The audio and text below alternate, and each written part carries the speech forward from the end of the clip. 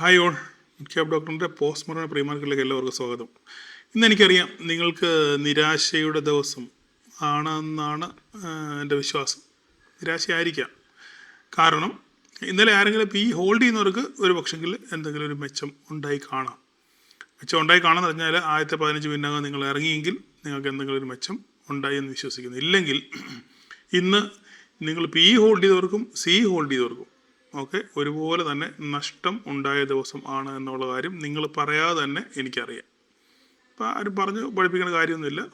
വേണം എനിക്ക് തള്ളിമറിക്കാൻ പല കാര്യങ്ങളതിലുണ്ട്. ബട്ട് ആക്ച്വലി റിയാലിറ്റി എന്ന് പറഞ്ഞു കഴിഞ്ഞാൽ ഇന്ന് ഹോൾഡ് ചെയ്തവർക്കൊക്കെ നിങ്ങൾ ഇന്ന് രാവിലെ തന്നെ എടുത്ത് ഹോൾഡ് ചെയ്തവർക്ക് ഇന്ന് നഷ്ടമായിരിക്കും. അല്ല 5 പോയിൻറ്റ് 10 പോയിൻറ്റ് 7 പോയിൻറ്റ് 8 പോയിൻ്റ് ഒക്കെ എടുത്ത് സവിനയം മാറി നിന്നവർക്കാണെന്നുണ്ടെങ്കിൽ ഒരു പക്ഷെങ്കിൽ നിങ്ങൾക്ക് ലാഭം ഉണ്ടായി കാണാം. എന്തായാലും ഇതൊക്കെ ഇപ്പോൾ ഇങ്ങനെ മാർക്കറ്റിൽ കാണുന്ന ഈ അവസ്ഥയൊക്കെ നിങ്ങൾ തന്നെ സ്വയം വിചിന്തനം ചെയ്യണം.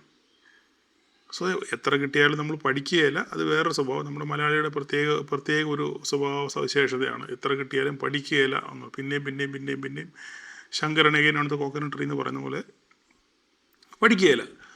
ഇന്ന് നമ്മൾ നോക്കിക്കഴിഞ്ഞാൽ നിങ്ങൾക്ക് മനസ്സിലാവും. ഇതാ നോക്കിക്കുക, മാർക്കറ്റ് ഒരു അപ്പോൾ എന്നോട് ഞാൻ മിണ്ടായിരുന്നതിൻ്റെ കാര്യം മിണ്ടാൻ നമുക്ക് പറയാൻ എന്തെങ്കിലും വേണ്ടേ? എനിക്ക് എന്തെങ്കിലും നിങ്ങളോട് പറയാൻ എന്തെങ്കിലും ഒരു സാധനം മാർക്കറ്റിൽ കാണണ്ടേ? കാണാതെ എനിക്ക് എന്തെങ്കിലും പറയാൻ പറ്റുമോ?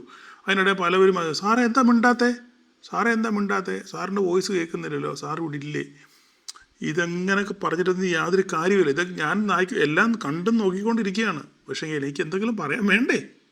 ഇല്ലാതെ എന്തെങ്കിലും എനിക്ക് പറയാൻ പറ്റുമോ? എനിവേ, എന്തായാലും ഇന്ന് ഞാൻ ഇടയ്ക്ക് ഗ്രൂപ്പിൽ മെസ്സേജ് ഇട്ടായിരുന്നു. ഉരുകി തീരുക എന്നുള്ളതല്ലാതെ പ്രത്യേകിച്ച് വേറെ സംഭവവാസങ്ങളൊന്നും ഇല്ലായിരുന്നു. പിന്നെ ഇന്നലെ ആരെങ്കിലും ഹോൾഡ് ചെയ്തിട്ടുണ്ടെങ്കിൽ രാവിലെ ആ ഇറങ്ങിയ ക്യാൻഡിലിൽ വെള്ളം കിട്ടി, അതുകൊണ്ട് നിർവൃതി അടഞ്ഞവരായിരിക്കാം.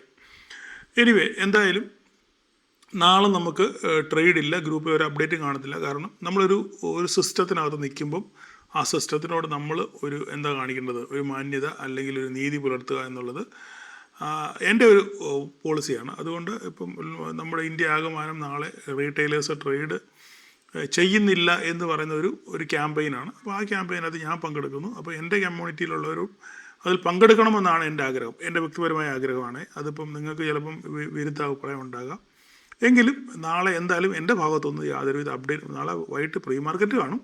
ബട്ട് നാളെ എൻ്റെ കയ്യിൽ നിന്ന് ഒരു അപ്ഡേറ്റും നാളെ ഉണ്ടാകാനുള്ള സാധ്യത ഇല്ല. അപ്പോൾ നാളെ ഇനിയിപ്പം ഇപ്പോൾ നമ്മൾ നോക്കുകയാണെന്നുണ്ടെങ്കിൽ നിഫ്റ്റി ചെറിയൊരു പോസിറ്റീവിലാണ്.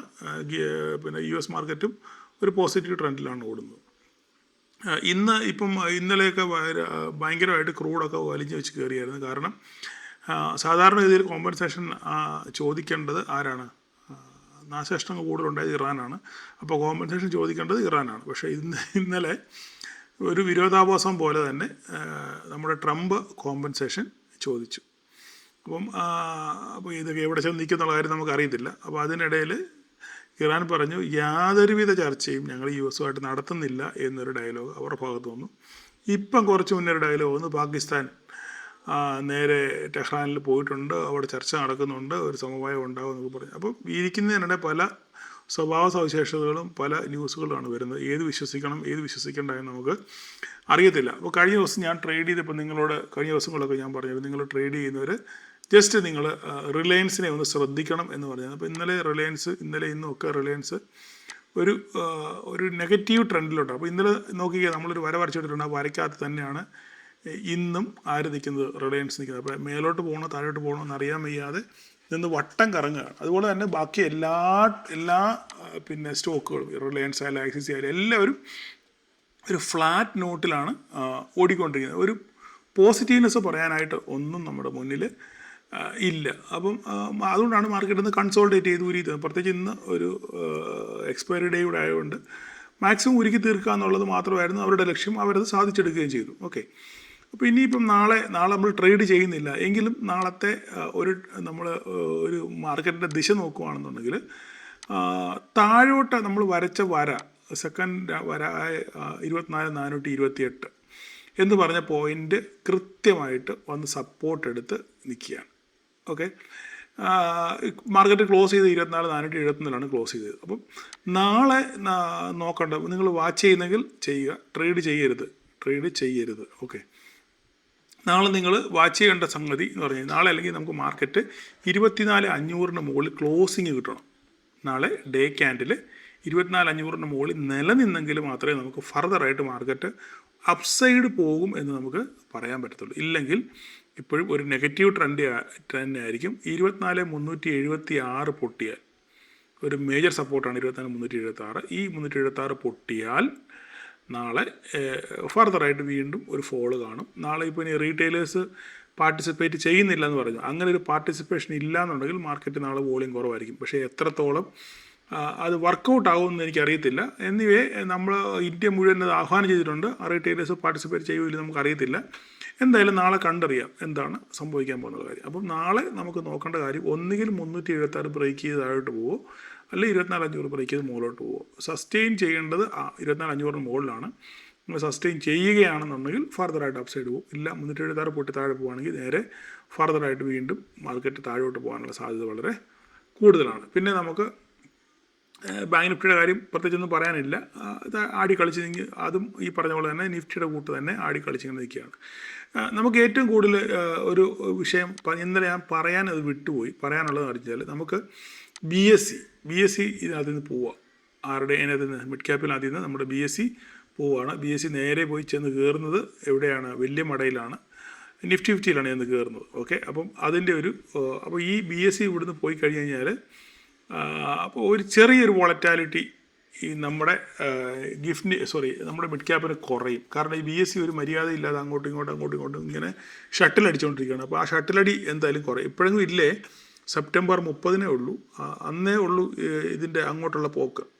അപ്പം എനിവേ എന്തായാലും അതിനു മുന്നേ നമ്മുടെ NSEയുടെ IPO വരുമല്ലോ, നമുക്കറിയത്തില്ല. അങ്ങനെയാണെങ്കിൽ വീണ്ടും താഴെ പോകാനുള്ള സാധ്യത വളരെ ഉണ്ട്. അപ്പം ഇന്നലെ ഈ ന്യൂസ് വന്നുകൊണ്ടാണ് ഇന്നലെ 135 പോയിൻറ്റ് BSE മുകളിലോട്ട് തുള്ളി പോയത്.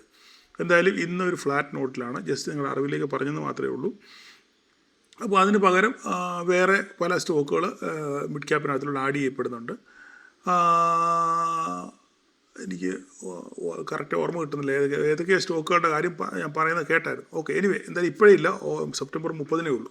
ജസ്റ്റ് അറിവിലേക്ക് വേണ്ടി പറഞ്ഞത് മാത്രമേ ഉള്ളൂ. അപ്പം ഇന്നലെ കയറി കയറ്റം, ഇന്ന് അതുപോലെ തന്നെ പിന്നെ മിഡ് ക്യാപ്പ് നിങ്ങൾ നോക്കിയാൽ അറിയാം ഒരു ഫ്ലാറ്റ് നോട്ടിലാണ് ഇന്ന് ഓടിയിരിക്കുന്നത്. ഹീറോ മോട്ടോകോം BSE രണ്ടുപേരും ഫ്ലാറ്റ് നോട്ടിലാണ്. ആ ഒരു ഫ്ലാറ്റ് നോട്ടാണ് ഇവിടെയും കാണുന്നത്. താഴെ വീണ് തിരിച്ച് കയറി.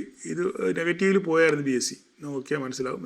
നേരെ താഴെ പോയായിരുന്നു, പിന്നെ ഇവിടുന്ന് ഉയർത്തേറ്റതാണ്. ഇതേ പാറ്റേൺ തന്നെയാണ് നമ്മളിവിടെയും കാണുന്നത്, നിഫ്റ്റി മിഡ് ക്യാപ്പിലും കാണുന്നത്. ഓക്കെ, കണ്ടോ, അതേ പാറ്റേൺ തന്നെയാണ് കാണുന്നത്. അപ്പോൾ അതുകൊണ്ട് നാളെ നിങ്ങൾ ട്രേഡ് ചെയ്യേണ്ട. എന്തായാലും 15,021 ബ്രേക്ക് ചെയ്യുമോ അതോ 14,928 ബ്രേക്ക് ചെയ്യുമോ നോക്കുക, അതോ ഇതിനകത്ത് കൺസോൾട്ടേറ്റ് ചെയ്യുമോ എന്നുള്ളത് നാളെ നിങ്ങൾ നോക്കി കാണുക. ഇപ്പോൾ ഇത്രയൊക്കെ ഉള്ളൂ പറയാം, വേറെ കൂടുതലൊന്നും പറയാനില്ല. കാരണം നമ്മൾ നാളെ ട്രേഡ് ചെയ്യുന്നില്ല. പിന്നെ നോക്കി കാണാമെന്നുള്ള മാത്രമേ ഉള്ളൂ. ജസ്റ്റ് ലെവലുകൾ നമ്മുടെ പ്രീ മാർക്കറ്റ് മുടക്കണ്ട എന്നുള്ള ഉദ്ദേശം കൊണ്ട് മാത്രമാണ് ഞാൻ ഇന്ന് അത് ചെയ്തത്. നാളെ എന്തായാലും വൈകുന്നേരം പ്രീ മാർക്കറ്റ് കാണും. എന്തായാലും നാളെ നിങ്ങളുടെ വീട്ടുകളിലെ പണിയോ അല്ല സ്വന്തം വേറെ എന്തെങ്കിലും കാര്യങ്ങൾക്ക് പോകാനുള്ളതോ ആയിട്ടുള്ള കാര്യങ്ങൾ ചെയ്യുക, അതിലേർപ്പെടുക, ട്രേഡിൽ നിന്നും മാറി നിൽക്കാൻ ശ്രമിക്കുക. ഇത് എൻ്റെ ഒരു പേഴ്സണൽ അഭിപ്രായങ്ങൾ മാത്രമാണ്. നാളെ ഞാൻ ഇവിടെ കാണത്തില്ല. നാളെ എനിക്ക് 3-4 കാര്യങ്ങൾ ചെയ്യാനുണ്ട്. അപ്പോൾ അതുകൊണ്ട് അതുമായിട്ട് ബന്ധപ്പെട്ട് ഞാൻ എന്തായാലും പുറത്ത് പോകും. അപ്പം ഇതൊക്കെയാണ് ഇന്നത്തെ മാർക്കറ്റോട് ബന്ധപ്പെട്ട് പറയാനുള്ളത്. ഞാൻ പറഞ്ഞല്ലോ, ഇപ്പോഴത്തെ അവസ്ഥയിൽ നിങ്ങൾ കഴിവതും 5-10 പോയിൻ്റ് എടുത്ത് മാറി നിൽക്കാൻ ശ്രമിക്കുക. അല്ലാതെ രാവിളക്കോളം ഇതിനകത്ത് കിടന്ന് കളിച്ചിട്ട് യാതൊരു കാര്യമില്ല. കാശ് കയ്യിൽ നിന്ന് പോത്തേ ഉള്ളൂ, കിട്ടാനുള്ള യാതൊരു മാർഗ്ഗവുമില്ല. അതുകൊണ്ട് ന്യായം പാലിക്കാൻ ശ്രമിക്കുക. Okay, thank you.